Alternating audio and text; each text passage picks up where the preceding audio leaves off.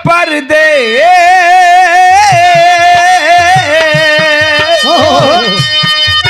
अरे हम तो चले परदेश, हम परदेसी हो गए, छूटा अपना देश, हम परदेसी हो गए।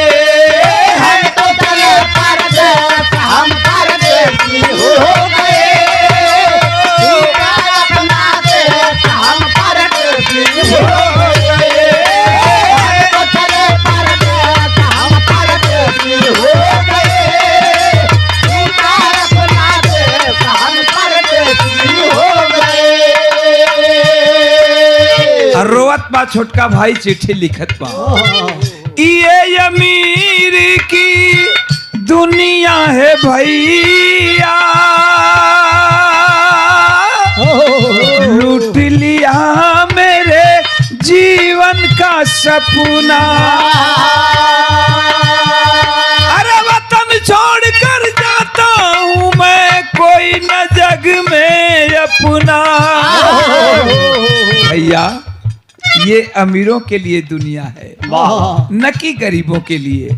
इस धरती पर केवल अमीर लोग रह सकते हैं, न कि कोई गरीब। मेरा भी अरमान था, मेरा भी ख्वाहिश था भैया कुछ, लेकिन मेरा अरमान टूट गया और माँ मर गई, पिताजी मर गए, संतोष कर लिया न भैया।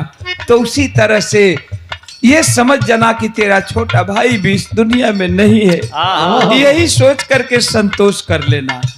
का लिख ले बा, कर लेना संतोष,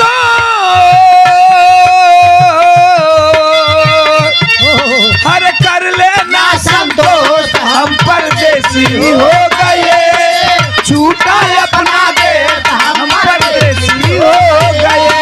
कर लेना संतोष, हम परदेसी हो गए, छूटा अपना देश, हम परदेसी हो गए। कर लेना संतोष, हम परदेसी हो गए, छूटा अपना देश, हम परदेसी हो गए।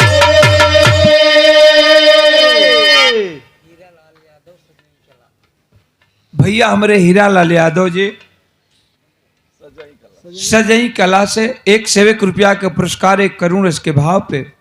भैया के बहुत बहुत प्रणाम बा, मालिक सुखी रखे। तनी बात समझ ला, यहीं से थोड़ा सा मोड़ हमारा बिरहा ले रहा है।